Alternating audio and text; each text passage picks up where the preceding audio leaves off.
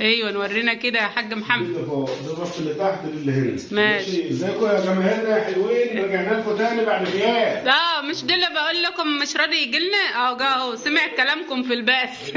رجعت لكم تاني بعد غياب. ومعانا اخونا حسن داوود. اخويا حسن اهو، ده اخويا. ام زياد. ايوه اول مره تظهر معانا على القناه يا حسن. تعيش وتنورنا. وان شاء الله مش اخر مره، هيبقى معانا على طول. هيبقى معانا على طول صح. السلام عليكم ورحمة الله وبركاته. صباح الفل وصباح الرضا، صباح يوم جديد، يوم سعيد، يوم كله هنا وبركة ورزق من الرحمن. حبايبي كده صباح الفل وصباح النشاط والطاقة الإيجابية. وكمان النهاردة بقى بتعملي ايه يا لبنى فوق كده؟ بصوا حبايب قلبي، أنا يعني من يومين كده كان عندي غسيل كتير قوي غسلته، فالحمد لله لمناه وقلت بقى ايه بكرة مدارس. ربنا يجعله ترم الخير علينا جميعا، وربنا يوفق كل ولادنا جميعا يا رب اللهم امين.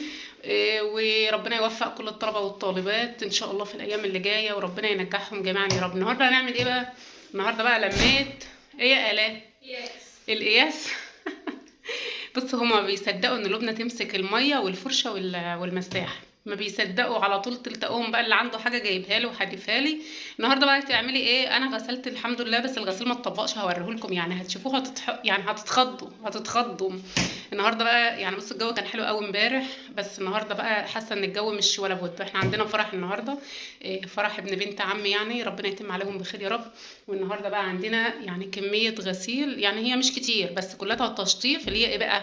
هدوم الخروج ولبس العملي بتاع المدرسه بتاع الاء طبعا، علشان هي بقى لها فتره ما لبستهوش، فقلنا بقى كل ده يتشطف معانا النهارده في الروتين بتاع النهارده. هنلف الكاميرا كده ونقول لكم احنا بنعمل ايه، وهنصبح على ياسين اللي طبعا احنا مقعدينه، يعني ما تعرفوش احنا مقعدينه ازاي، مقعدينه مش عايزين نقول، هنقول انتوا اكيد بقى كلكم فاهمين. سونا سن العسل ده عامل ايه. يلا بينا نلف الكاميرا كده ونشوف كده ايه تشجيع لياسين، وحط لايك للفيديو. الاول مره يخش على قناتي اهلا وسهلا بيه ومرحبتين واهلتين وسهلتين وعلى راسي كلكم من فوق. وبتمنى يا رب قناتي قناه بسيطه جدا زي اي قناه، زي اي محتوى، زي اي ست مصريه بسيطه. يا رب الفيديوهات بتاعتنا تكون خفيفه لطيفه على قلوبكم يا رب، وبتمنى لكم صالح الحال لينا وليكم جميعا يا رب. يلا بينا بقى نخش على الفيديو بقلب جامد، وما تنسوناش تحطوا لنا لايك. اول مره في التاريخ، اول مره في التاريخ يقعد يكتب واجب. ليه بقى يا لبنى قاعد يكتب واجب؟ عشان رايحين رايحين فين يا ياسين؟ فرح فين؟ في القاعه. طيب والمس بتاعتك بتقول لك قول لماما ايه؟ تعالي لها بكره. ما فيش مدرسه ودها له الا ما تقول له ابعت لامك. ما فيش مره يكبر بخاطر كده يا لهوي. ده كل ده لبس خروج، يعني شوفوا ده لبس خروج بتاع زياد اللي هو كان شاريه، اللي انتوا كنتوا شايفينه. طبعا الخامه جميله وحلوه قوي في الغسيل ما شاء الله.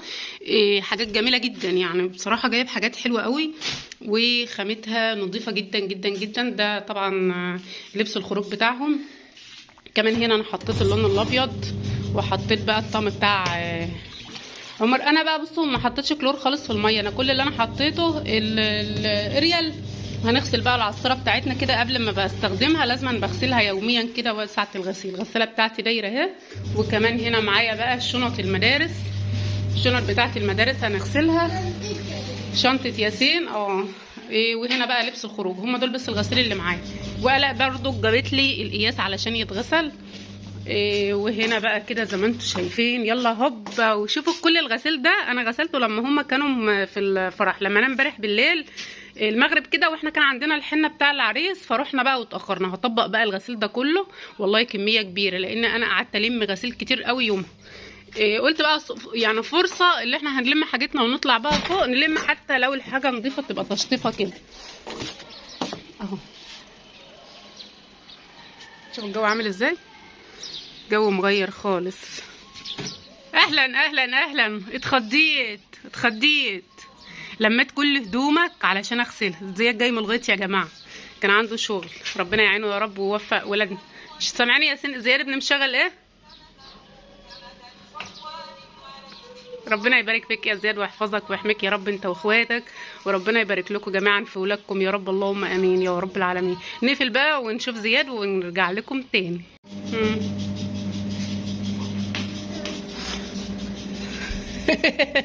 يا لهوي يا لهوي يا لهوي، فرحان قوي. الرجاء حضور الدرس للأهمية. يا لهوي للدرجة دي يا ياسين مطلع عن الأبلة؟ للدرجة دي للدرجة دي للدرجة دي يعني. ماشي يا عم، هنروح لها يا عم. نفسي مرة كده تبيض وش. أنا مش عارفة أروح أقول لها إيه. هي اللي بتقول لك. بتقول لي اروح لها. ماشي يا عم هروح لها. اكتب يا عم. ده كاتباها بالصم بالبنط العريض شوفوا خط زي ياسين ابني، ما اقولكش بقى نكش فراخ. ربنا يهديك يا ياسين. هنا بقى ايه، بملى الحله كده ميه علشان اشطف فيها اللبس الخروج. بحط الدون بتاعي وبشطف وبحط في العصاره على طول. الغساله بتاعتي دايره اهي. وكمان هنا بقى ايه، شطفت الغساله بتاعتي تشطيفه حلوه كده محترمه. هطلع بقى الغسيل من هنا احطه في الحله واحط غيره كده. بقى دلوقتي طلعت الدور بقى اللي هو الابيض. انا بحط الابيض في الاول، ولبس الخروج كمان بشطفها لوحدها، مش بحطها كمان مع اللبس اللي هو لبس الشغل او لبس اللي احنا مثلا لبس البيتي والحاجات دي كلها. لا، بلم اللبس الخروج كله مثلا بتاع زياد، بتاع الاء، بتاع عمر، بتاع ابو زياد كده. اللبس الخروج اللي احنا بنخرج فيه اللي هو بقى للخروج بس كده، باخده اشطفه يوم لوحده يعني. مش بشطفه مع اللبس والكلام ده كله. ليه؟ بيكون نظيف وبيكون حلو قوي. الا بنتي كانت بتضحكني يا جماعه. وبيكون حلو قوي يعني وكده. فانا بشطفه علشان برضك في حاجات ما ينفعش اللي هي تتغسل في اللبس، وكمان ما تتبهدلش في وسط الغسيل وتبقى بوظتها او اللي هي مثلا كده. لكن اللبس لا بيحط ولا في اي حاجه. الحاجه لما بتكون خامتها نظيفه وكويسه بتكون حلوة جدا، حتى في غسيلها بتريحك. لا بتحط ولا بتعمل اي حاجة خالص. لو انت خايفة بقى من حاجة عندك بتحط وكده، حطيها لوحدها او اغسليها او انقعيها في طبق بلاستيك كده، وحط عليه شوية مية. لو حطت لون اشطفيها على ايدك يكون افضل واحسن علشان ما تبوظش بقية الغسيل اللي عندك. شفتي البلكونه بتاعتنا؟ تحس انت كده شايفه الدنيا كلها من فوق لتحت كده، ما تعرفش، مش شايف اي حاجه. لسه بقول نخرج منظره ايه اقل مقداره. هو كده بس. هو كده. انت حاطه طرحه الصوره دي ليه؟ الطرحه السودا ديت انا حطاها علشان الحبال بتاعتي صدى من يعني وكده. فحطت الطرحه السودا علشان الهدوم البيضاء ما تعلمش من الطرحه ايه، من الحبال يعني. ما تعلمش من الحبال السودا يعني. عشان يعني ممكن ايه، انا مسحتها ونضفتها وكل حاجه، بس ممكن ايه ما تبقاش يعني ما تبقاش ممسحه كويس او تعلم في الهدوم وكده. حتى انا لما جيت نشرت الهدوم على جوه عشان الطرحه ايه يعني. عملتها من هنا كده من بره لجوه علشان الهدوم يعني ما يبانش الطرحه اللي انا حطاها دي. لو انت يعني خايفه على الشكل الجمالي ولا حاجه فيبقى شكلها حلو برضو، وانت يعني نشره كده على جوه. شوفي يا ماما، شوفي الدنيا حلوه ازاي. دي بقى طبعا احنا بنغسل بقى ايه كل هدوم الخروج يعني. احنا كنا قبل كده غاسلين هدوم الشغل بقى والبيتي والكلام ده كله. النهارده بقى بنغسل لبس الخروج، وكمان لبس ايه حاجه المدارس يعني. لو في حاجه للمدرسه مش نظيفه طقم الابيض اي حاجه من دي تغسليها وتنضفيها. طبعا انت كنت قاعده اسبوعين 3 يعني، المفروض تبقى حاجتك رايحه بيها كده نظيفه وحلوه. يومين الشتاء كده عطلونا. وده طبعا التيشيرت بتاع ايه سونا هنشغله بقى كده علشان ايه، عشان يروح بيه الفرح ان شاء الله. اعملي ايه عندك كده يا ماما؟ مش عليها يا ام على الحكايه يعني انا مش خايفه لا تحصل لك حاجه. لا واخده عليها الدنيا بتشتي، انا مش شايفه حاجه بتشتي. انزلي كده، انزلي، هاتي ايدك. انا تتدبى ماشي. فين اللي بيشتي؟ لا بتشتي. بصي كده على الصاج تحت بعرفها من الصاج. شوفي من الصاج اللي تحت بتشتي ولا مش بتشتي؟ لا بتشتي. اوعي كده، اوعي كل ما تنشري ولا تحصلي. جوزي بيحبني عشان كده بيجيب لي الشتا. كان يقول لك اللي بتحبها جوز الشمس بتطلع لها زي لبنى كده. ما الشمس طالعه برضه. انا اللي جوزها بيحبها الشمس بتطلع. عشان كده طلعت. هدوم الولد زياد كلتها لمتها كلها. لا دي انا حاسه بتروخ. يا لهوي المشمع والله بتروخ. المشمع لا بتروخ بجد. يا رب ارزقنا حلالا طيبا يا رب. المشمع ده كله راب كمان. ادعي لي يما. هدعي لك، ده انا هدعي لك من كل صميم قلبي. الدنيا بتشتي. يوم انتوا كنتوا مش هنا الجو ما شتاش. البيت مطلع امبارح وليل امبارح. بتقول لي يا خالته قايل انت غيرت درجات الحراره من بكره.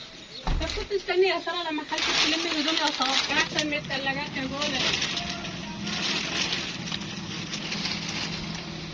يا مطر يا رختي يا رختي.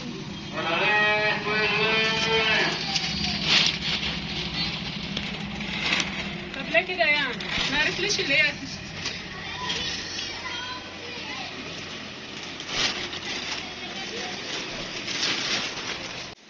وهكذا سيدتي وسيدتي اللي حصل. انت كل تصبينا بيحصل كده. وريني كده الدنيا. لا أو. لميت هدوم زياد كلها وقلت بقى يا بنتي يا لبنى بقى ايه تنشطي كده. احنا المره اللي فاتت غسلنا هدوم البيت كله، هدوم الخروج بقى بتاع زياد كلها هاخدها اشطفها لوحدها كده علشان تبقى جميله وريحتها حلوه. شفت بقت ريحتها حلوه خالص. وابو زياد جاي كمان بيولع تحت يدفوا نفسهم، هيدخلوا لنا كمان يعني ميه ودخان. يا سيدي يا سيدي على الرواق.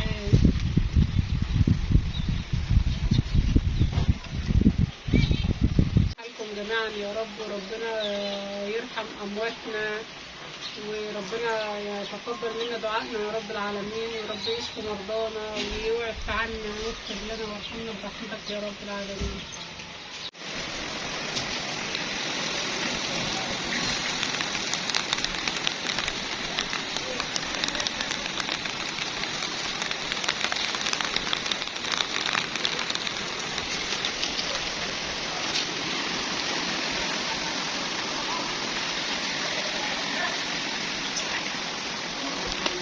وبعد ما المطره نزلت على لبنى وعلى غسيل لبنى، ويعني ما شاء الله يعني بحب جو الشتاء جدا، بس ما كانش اليومك يا شتاء النهارده هدوم يعني زياد ابني لما جينا خارجين رايحين الفرح ما لقاش هدومه يلبسها خالص، لان انا جبت كل اللي كان على الشماعات وكل اللي كان على الهدوم، وقلت يا لبنى بقى تشجعي وتنشطي كده ويلا بينا بقى نغسل الهدوم الهدوم بقى حتى تشطيفها كده، يعني اللي هو ايه تشطيف. انا ببقى احب اعمل كده اصلا، بس ما كانش يوم والله. فعلا خدت هدوم الولاد كلها لما جينا خارجين ما لقيناش حاجه يعني ما لقوش اصلا اللبس الخروج بتاعته كلها كانت مغسوله يعني. شاطره يا لبنى ما فيش منك بصراحه، يعني غسلت القياس ونشرته، وحتى الجيران كانوا يقولوا لي ايه النهارده يوم الغسيل يا لبنى ولا ايه، قلت لهم هو اساسا القياس كان جاي لي اصلا كان مبلول، فغسلته كده. وشوفوا المطبخ بقى مسكته غسلته برضك هو كمان ومسحته، والميه بقى مفيش ميه، يعني انا بزق كده بالمساحه مفيش ميه. رايحه فين يا لبنى؟ رايحه الفرح في الشتاء ده. رايحه الفرح في الشتاء. شوفوا الجو ردغه ولابسه والكل. ايوه نورينا كده يا حاج محمد. ده فوق ده الرف اللي تحت اللي هنا. ماشي. ازيكم يا جماهيرنا يا حلوين؟ رجعنا لكم تاني بعد غياب. مش ده اللي بقول لكم مش راضي يجي لنا. جه اهو سمع كلامكم في البث. رجعت لكم تاني بعد غياب. ومعانا اخونا حسن داوود. اخويا حسن اهو ده اخويا. ايه اول مره تظهر معانا على القناه يا حسن؟ تعيش وتنورنا. وان شاء الله مش اخر مره، هيبقى معانا على طول. هيبقى معانا على طول صح. تسلم ايدك يا ابو يوسف. الله يخليكم يا حبايبنا. يوسف ولا شريف؟ شريف ويوسف. يوسف كلهم اخوات. ربنا يخلي يا رب. وعاوزكم بقى تدعموا الست ام زين عشان ربنا يسهل ونعمل بقيه المطبخ. ربنا يسهل. عاوزين العمل يمشي. الدنيا ناشفه اليومين دول. الحمد لله رضا. طبعا هو بيخطط بيرسم الخريطه على ما نجيب له الرخاء. انت هتعملوا لنا على طول يا محمد؟ هو ان شاء الله على طول يا ام زياد ربنا يسهل. يعني لو جبت لك الرخام النهارده تعملوه لي؟ ان شاء الله تعدي يوم بس ولا حاجه لحد ما اخلص اللي في ايدي. ما اللي في ايدك دي بسم الله ما شاء الله، يعني جاي لك العصر جاي لك المغرب جاي لك بكره. دلوقتي يا حبايبنا دلوقتي بنعمل ايه؟ بنعمل الرسم بتاعنا، وزي ما انتم شايفين المطبخ لسه ابيض على الطبيعه. مجرد ما يخلص ان شاء الله مع تصوير اول فيديو هيكون الدنيا تمام. الدنيا بقت ولعه. وادعموا ست ام زين عشان الحاجه غلا. انتوا عارفين طبعا الكلام على ايه. الكلام على فلوس. ايوه. يلا كده رسمت الخريطه. رسمنا الخريطه. النبي انا ماني شايفه حاجه في الخريطه. هو الكشافات بتاعتنا بايظه. كنا عاملين قلم. والحوض هيبقى ارتفاعه كده. ان شاء الله الحاله هيبقى ارتفاع على كده والدنيا تمام. تمام. ومزاج جايبه لكم حله من اللي هي الحنينه، لا هي غاليه قوي ولا رخيصه قوي. يعني تعمل لها فوق ال 2000 وشويه. الوقت لكن احنا كنا جايبينها اقل من كده. احنا عشان جايبين الحاجه من زمان كل يوم تطال. ما هو انت اما بتروح تسال على حاجه يقولك اللي تسالي عليا النهارده ما تجيش تقولي بكره ايه. فعلا. انت انا قلت لك بكذا ليه؟ كل يوم له سعر. كده خلاص كده يا زيزو. احنا كده رسمنا الخريطه يا جماعه، يلا. طبعا زي ما انتوا شايفين كده ابو زياد بقى يعني جه برضك عدل شويه على الرسم بتاع المطبخ، يعني على الخريطه زي ما بنقول. ومحمد زي ما انتوا سامعينه كده يعني دمه خفيف، بيحب الهزار بيحب المزح، يعني احنا طبعا بنمزح في الفيديو. حبايب قلبي ما تحرمش منكم ابدا يا رب. وبشكر كل حبايبنا طبعا اللي تابعونا، ومع الف سلامه اترككم على فيديو جديد. شوفوا بقى الرخامه ديت بصراحه كانت عجباني جدا، يعني ايه رايكم فيها؟ وكمان الرخامه ديت عاجبه ابو زياد والاء اللي عليها السهم اللون العسلي دي. فانتوا طبعا شفتوا لون المطبخ معايا، واكيد رايكم هيهمنا طبعا، وقولوا لي ايه رايكم، اجيب ديت ولا اللون العسلي؟